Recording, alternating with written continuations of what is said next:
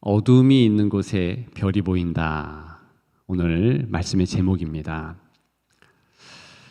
강대국 미국의 대통령은 누구도 넘보지 못할 막강 파워를 가지고 있습니다. 그렇다면 미국 국민이라면 그 미국 대통령 되기를 꿈꾸고 소망하고 있을까요? 좀 지난 2000년의 통계입니다만 미국의 인기 직업 순위에서 미국 대통령은 167위에 불과했습니다. 합당한 이유가 있어요. 과도한 스트레스 때문입니다. 별로 사실은 미국 사람들에게는 대통령이 인기가 없다는 것입니다.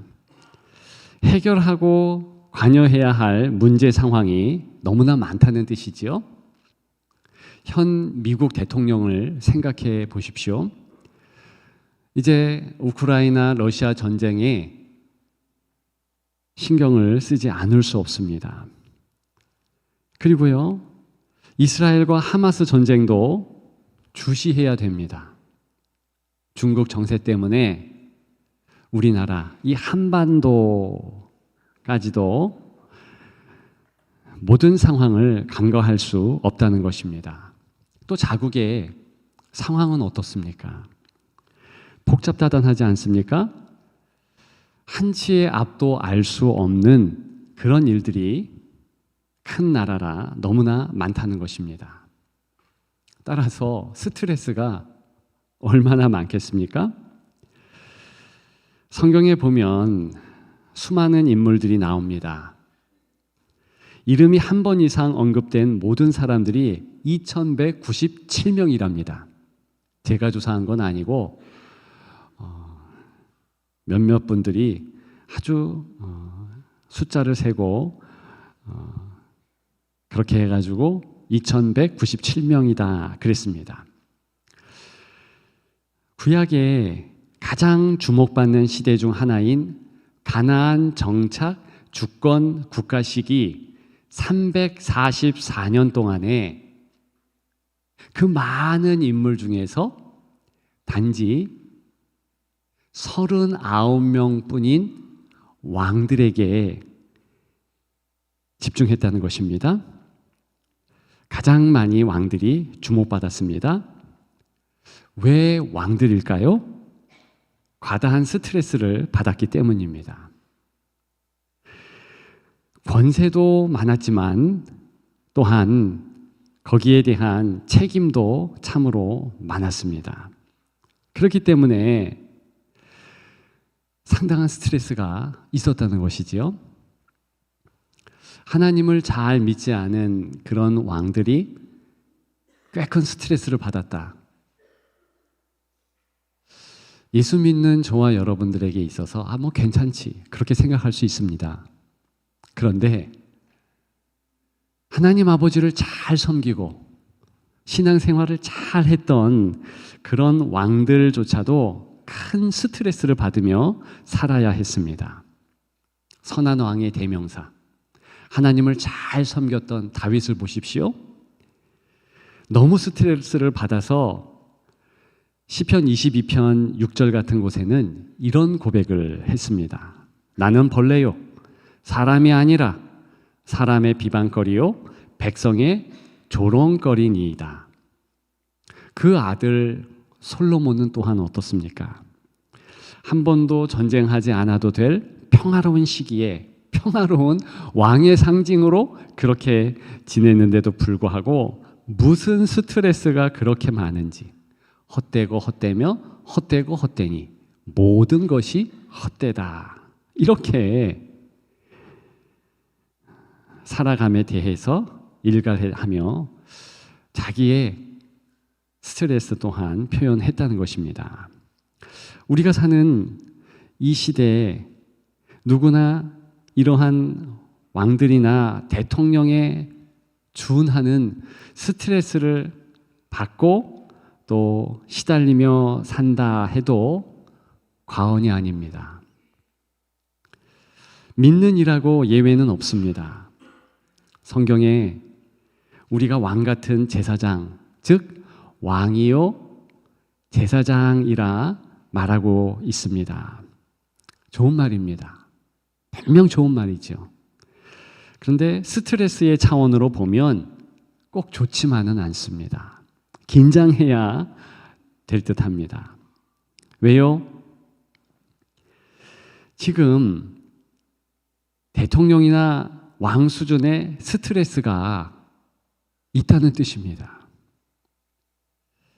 해결하고 관여해야 할 문제 상황이 많다는 것이며 정말 이 시대를 살아가는 것이 과거 왕 같은 그런 짓눌림이 가득하다는 것을 알 수 있습니다.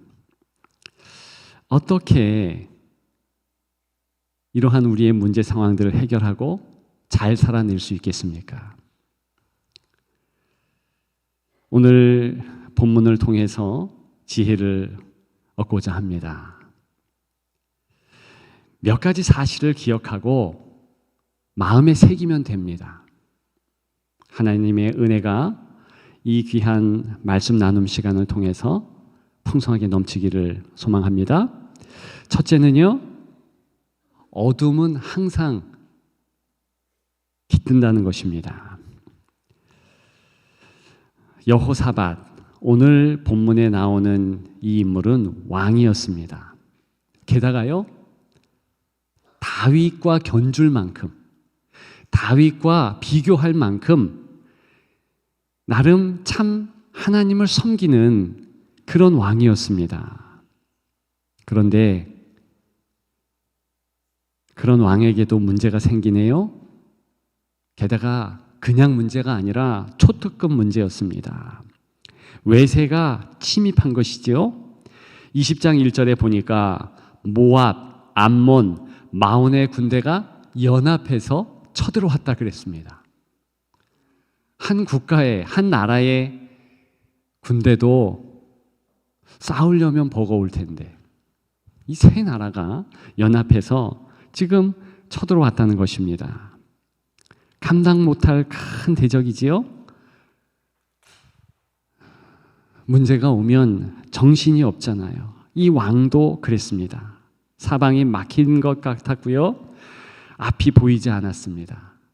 캄캄한 어둠이지요. 이 왕에게는요, 사실은 얼마 전에도 문제가 있었습니다. 겨우 죽다 살아나 그 문제가 해결된 지 얼마 지나지 않은 터였습니다. 그런데 문제 뒤에 문제라고 또 이렇게 큰 대적이 몰려오는 어려운 문제가 닥쳤습니다. 여러분은 어떻습니까?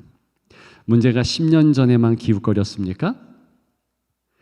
여전히 새로운 문제로 어제도 힘들었는데 오늘도 힘들지 않습니까? 우리 하나님을 믿는 백성은 그런 말들을 잘합니다. 주의 말씀은 날로 날마다 새롭습니다. 그런데 주님의 말씀만 새로운 것이 아니라 우리의 문제도 날마다 날로 새로운 것 같습니다. 어떤 권사님의 고백이에요. 기도하며 겨우 자녀의 문제가 해결되었는데, 제가 구체적으로는 말씀 안 드립니다만 그렇게 해가지고 문제가 해결되었는데 본인의 건강 문제, 아주 중한 병에 진단을 받은 거예요. 그 권사님뿐만이 아니죠. 쉽게 우리 주변에서 볼 수 있는 문제 뒤에 또 문제, 그런 상황들을 우리가 느끼며 경험하고 살아가고 있다는 것입니다. 문제가 생기면 두렵죠. 3절에 보면 이 여호사밧이 잘 믿는 왕이라 할지라도 두려워하여 그랬습니다. 두려운 거예요. 그런데 이 왕에게는 한 가지 우리가 배워야 할 탁월한 루틴이 하나 있었습니다. 문제가 올 때마다 눈을 감는 것입니다.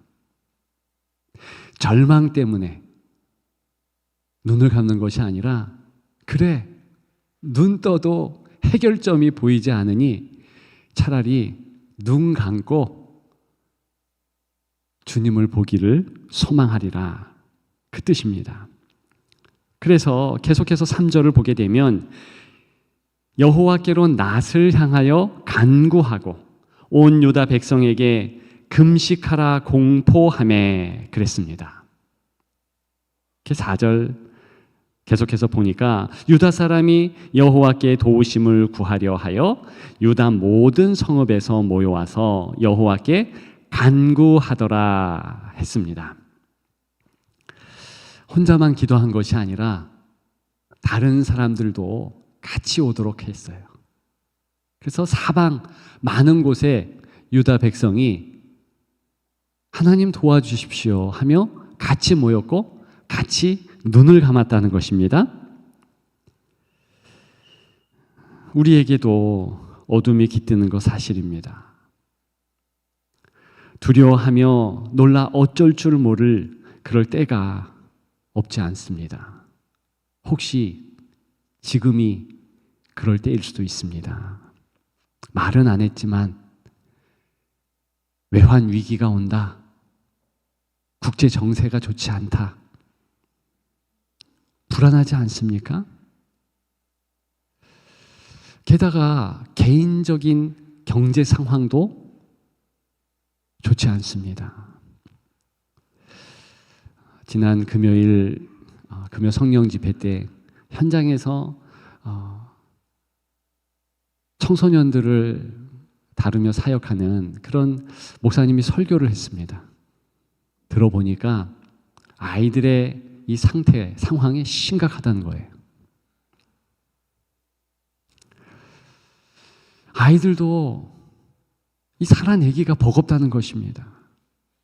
도대체 이 땅에서 여유롭고 넉넉하고 큰 스트레스 안 받으며 살아가는 사람은 있기는 한지요. 그런 의문이 듭니다. 이렇게 힘들고 어려울 때, 앞이 보이지 않고 캄캄할 때 어떻게 하면 좋겠습니까? 새로운 루틴을 찾으십시오. 기왕 앞이 안 보일 때는 눈을 감읍시다. 그리고요, 기도하십시다. 12절에 보면 이렇게 눈 감고 하늘을 향하여서 하나님을 보기 위하여 영안으로 주님께 고개를 돌립니다. 그리고 큰 소리로 기도함을 우리가 알 수 있습니다. 우리를 치러 오는 이 큰 무리를 우리가 대적할 능력이 없고 어떻게 할 줄도 알지 못하고 오직 주만 바라보나이다. 이 기도 때문에 실은 곧 말씀드리겠지만 이 여호사밧이 살게 됩니다. 문제가 해결돼요. 함께 기도했던 유다인들 또한 문제가 해결됩니다. 부르짖으면 되는 것이지요. 기도하면 되는 것이지요. 요즘에 우리가 새벽에 같이 부르짖는 기도를 하고 있습니다. 우리 한국 교인들의 정서에는 켜켜이 과거로부터 부르짖는 기도가 쌓여 있습니다. 우리의 기도 DNA는 그래요. 그런데 요즘에 코로나를 지나면서 이렇게 큰 소리로 기도하는 것이 쑥스러워졌고 남들 눈치가 보이며 또 본인도 기도하면서 그저 얼머부리듯이 그렇게 기도할 때가 많은 것 사실입니다. 회복하십시다. 부르짖는 기도가 낯설 수 있습니다. 그런데 성경에 보니까 내가 원하는 기도가 아니라 하나님이 원하는 기도가 부르짖는 기도입니다. 로마서 8장 여러 번 말씀드렸죠? 아빠 아버지라 부르짖느니라. 하나님의 자녀는 그렇게 부르짖어야 한다는 것이며, 구약 성경에 보게 되면 너는 내게와 부르짖으라. 신약 성경에도 그런 말씀이 가득합니다. 부르짖었던 220번의 상황 가운데서 하나님이 다 응답해 주셨다는 것이 성경의 정황입니다.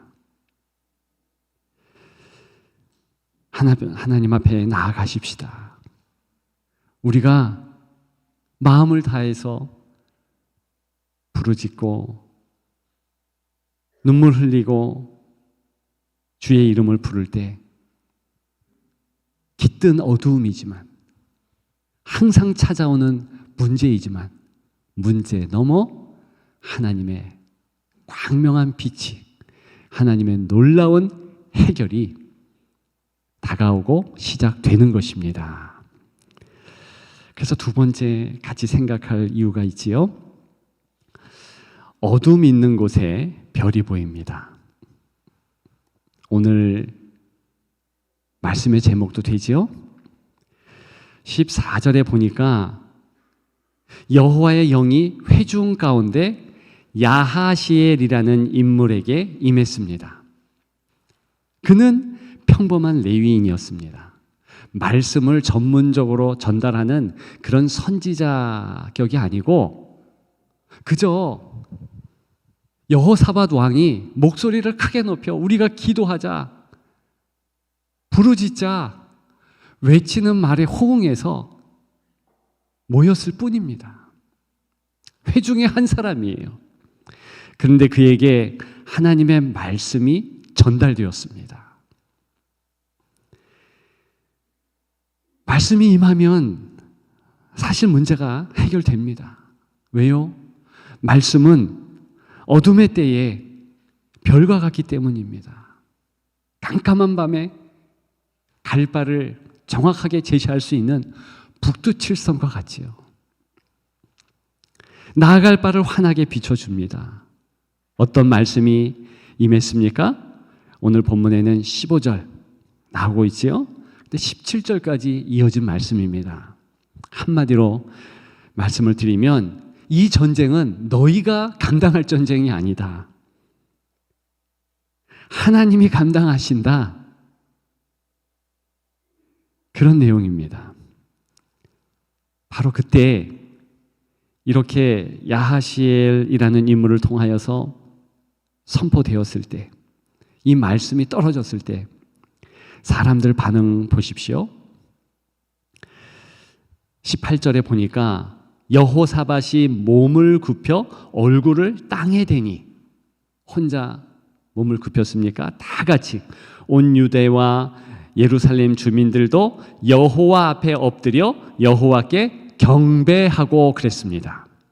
이때 경배한다는 것은요, 그저 말씀이 떨어지니까 순서적으로 냉큼 엎드리는 그런 것이 아닙니다. 이때 경배는요, 기뻐서 어쩔 줄 몰라 하면서 무릎 꿇고 하늘을 향하여 두 손을 드는 그런 모습입니다. 자, 금방 어둠이 깃들었어요. 두려움으로 가득했습니다. 그 수준에 머물면 사람은요, 정말 망가집니다. 무너집니다. 쓰러집니다. 회복될 수 없습니다. 그런데 거기서 머물지 않고 눈을 감고 하나님을 목도하기를 소망했을 때 하나님의 말씀이 임했잖아요. 말씀이 임했더니 이제 그 말씀이 힘이 되는 것입니다. 기쁨의 수준으로 바뀌는 것입니다. 그 두려움이 변하여 기쁨이 되는 것. 이것이 매일 체험해야 할 문제 상황 가운데 살아가는 우리의 모습인 줄 믿습니다. 그러면 되는 거예요.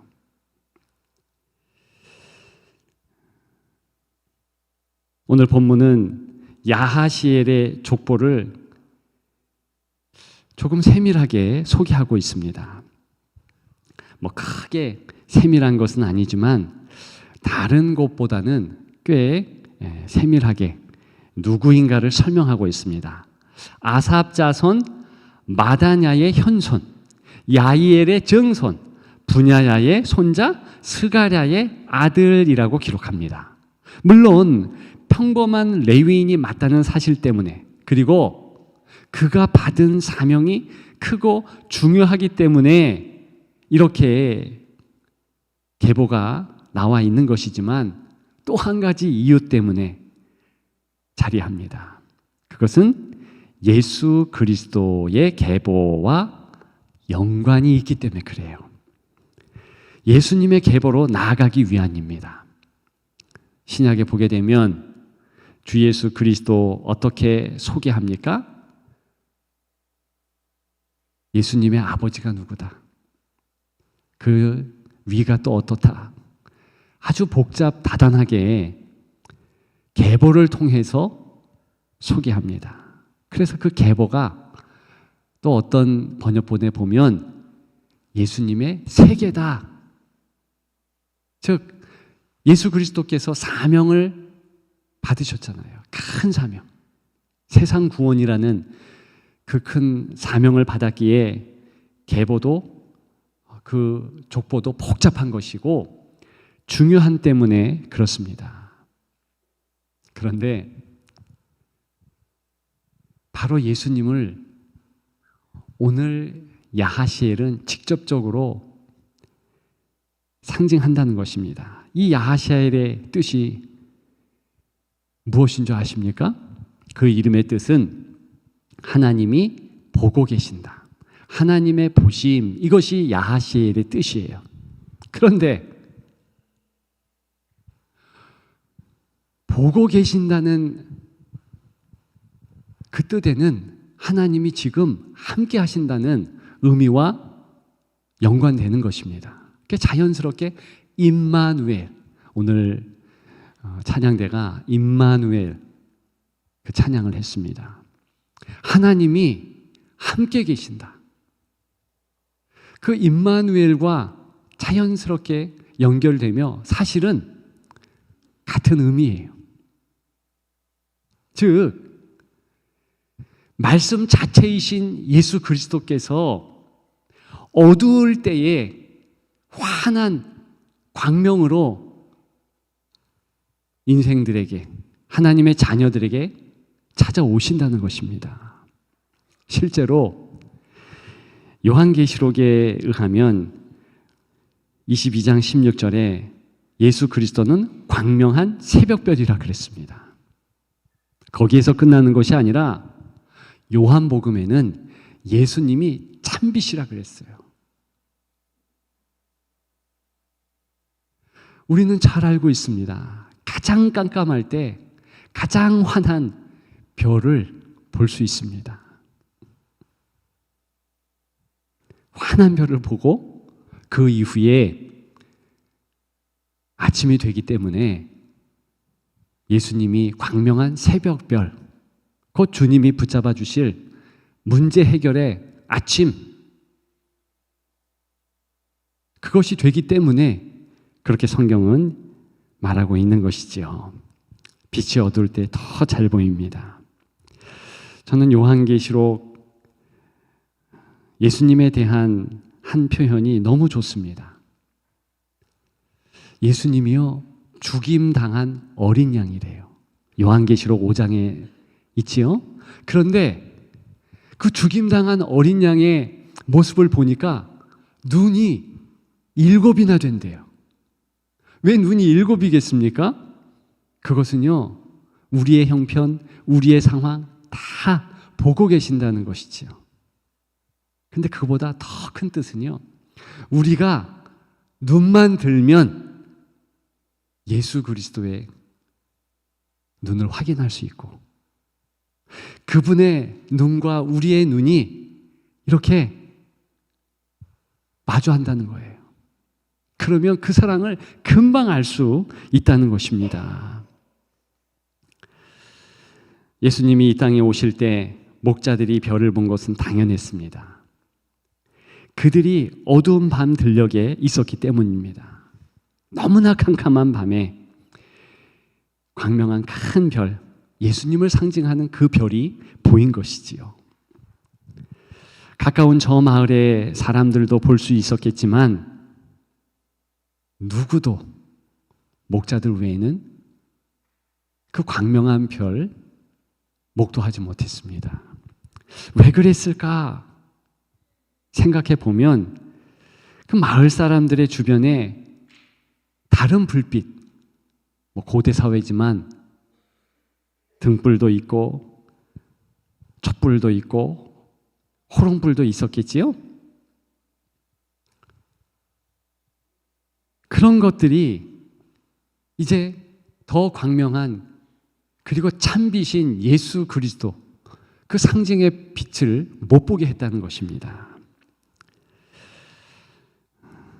우리는 어둠의 시대에 살고 있습니다.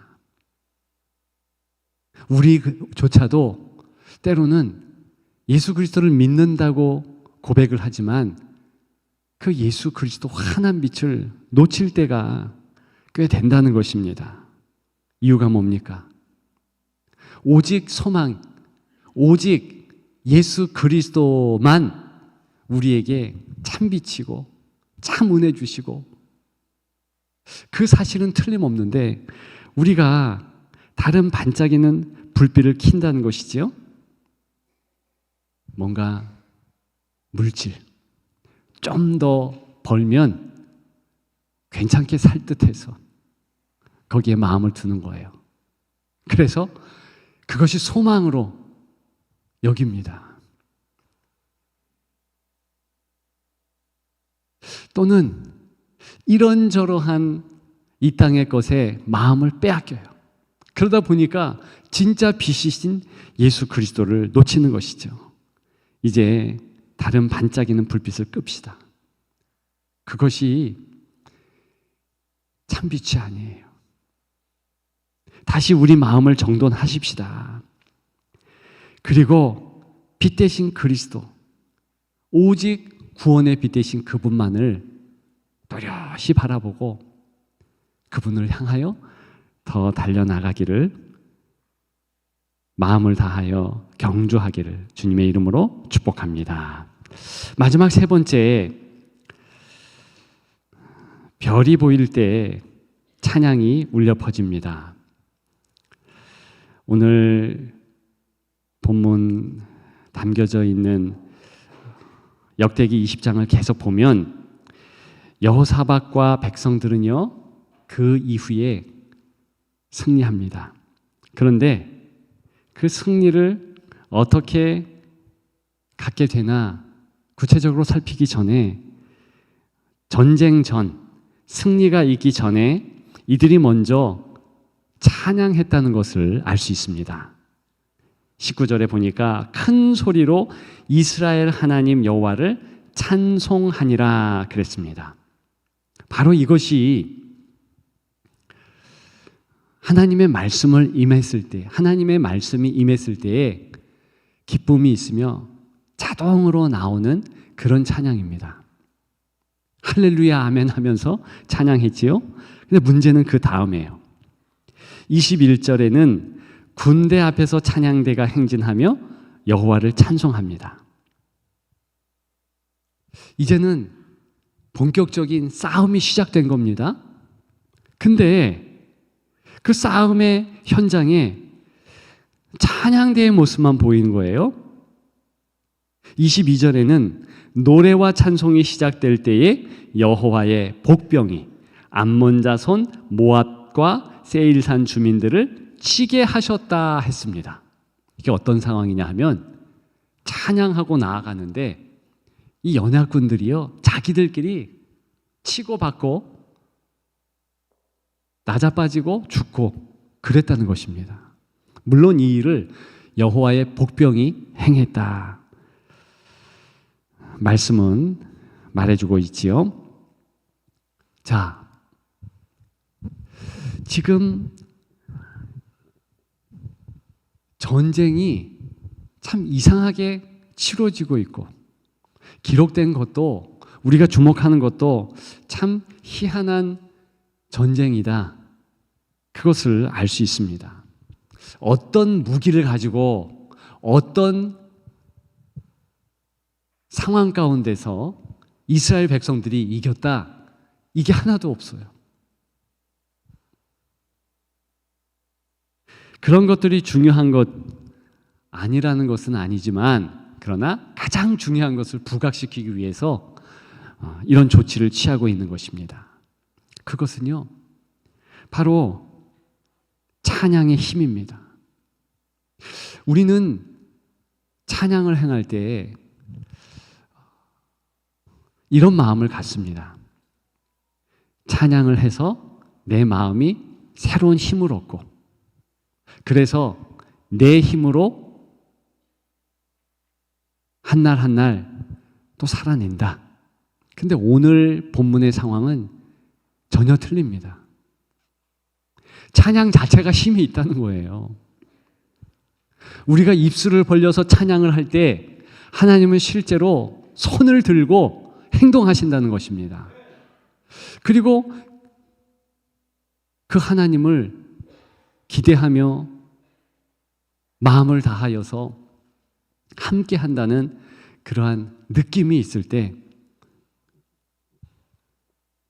찬양해야 하는 것이고, 느낌 유무와 상관없이 그 느낌이 없을 때조차도 믿음으로 찬양해야 된다는 것입니다. 우리는 예배 때 찬양을 참 많이 합니다. 그런데 가끔 그렇게 생각하는 분들이 있는 것 같아요. 우리 가운데는 없으리라 봅니다만, 찬양이 그저 요식행위다, 그냥 요식 절차다, 예배의 한 순서다. 여러분, 전혀 그렇지 않습니다. 예배 그 자체인 거예요. 사실 여호사밧과 이스라엘 백성들, 유다 사람들이요, 전쟁터에 나가면서 찬양한 거, 그 자체가 하나님 앞에 예배하며 나갔다는 뜻입니다. 임마누엘 되신 하나님의 임재와 통치를 경험하면서, 그 경험한 자는 찬양하지 않을 수 없잖아요. 하나님께 영광을 돌리면서 그렇게 나아간 것이지요. 28절에 보니까 전쟁 후에도 찬양했습니다. 그런데 이렇게 문제 해결 이후에 찬양 잘할 것 같지요. 근데 제가 실제 살펴보면 그렇지 않더라고요. 한 번 정도 찬양할 수 있습니다. 아, 승리 주셔서 감사합니다, 그러면서 영광 돌리며 자동적으로 찬양할 수 있어요. 그런데 곧 현실에 매몰됩니다. 말씀드렸잖아요. 또 다른 문제, 또 다른 일상적인 어둠이 깃들듯 문제 상황에서 마음을 또 빼앗깁니다. 그래서 계속 찬양하고 항상 찬양하는 것은 쉽지 않아요.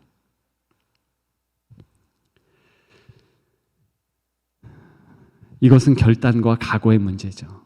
내가 하나님 앞에 계속 찬양하며 살리라. 여호사밧은 어땠을까요? 그가 다윗의 비근한 하나님의 사람, 하나님의 선한 왕이다라고 칭송받는 것은 그 이후에도 계속 찬양하며 하나님께 노래하며 살았기 때문입니다. 그렇게 되는 여러분들 되시기를 주님의 이름으로 축복합니다. 여러분, 우리의 주님 이 땅에 초림으로 오실 때, 아기 예수로 오실 때 찬양대를 거닐고 오셨습니다. 그리고요, 이 땅을 부활 승천하실 때 찬양대를 남기고 하나님 나라 가셨어요. 아기 예수 오실 때 찬양대는 누구였습니까? 일단 육신의 어머니 마리아가 찬양했습니다. 누가복음에 그 찬양대의 면면을 낱낱이 볼 수 있어요. 그리고요, 여럿 나오지만 천군 천사도 있지요. 그리고 목자도 있지요. 나이 많은 시므온이 또한 있었습니다. 제가 보니까 찬양대는요, 나이 지긋한 시므온격의 어른들이 있어야 되는 것이에요. 오늘 화면으로 보시는 분들은 모르겠지만 제 앞에 촛불이 몇 개 켜져 있습니다. 3개 켜져 있어요. 그런데 오래된 촛불은요, 티를 냅니다. 좀 작아졌어요. 한 주 한 주 초를 켰으니까. 그렇죠? 그런데 이 새 촛불을 보면서 참 저는 은혜를 받았습니다. 왜냐하면 이게 조화를 이루는 거예요. 작은 초, 하나님을 향하여서 많이 살라졌다. 먼저 믿은 세대의 겸손과 겸비한 모습 그대로 가지고 있지 않습니까? 찬양으로 얘기하자면 목소리, 예전만은 못하죠. 나이가 들어가면서 때로는요, 목소리를 크게 낼 수도 없고 음표를 못 쫓아가고 힘들 수도 있어요. 그런데 그렇게 스스로는 왜소하게 생각하며 그렇게 여길 수 있지만 하나님 보실 때는 절대 그렇지 않은 거예요. 제가 볼 때에도 이 초만 보더라도 저렇게 먼저 활활 살아렸구나. 귀하다. 박수 치고 싶었어요. 이 시대에 앞서간 성도들의 모습이 귀한 것은 그겁니다. 더 겸손해지고 더 겸비하며 있는 곳에서 자리를 지켜주면서 봉사하는 것. 그런 의미에서 우리 찬양대는 70 넘어도 하시고 80 넘어도 하시고 90대도 해야 할 것입니다. 찬양대만 그렇습니까? 여러분들도 그래요. 내 삶에서 찬양할 때 하나님이 일하신다. 그걸 기억하시면서 항상 찬양하는 그런 여러분들 되시기를 주님의 이름으로 축복합니다. 미국의 언론인인 시드니 해리스는 이런 유명한 말을 했습니다. 당신이 쉬어야 할 때는 쉴 시간이 없을 때이다. 100번 옳은 말 아닙니까? 여러분 문제가 있습니까?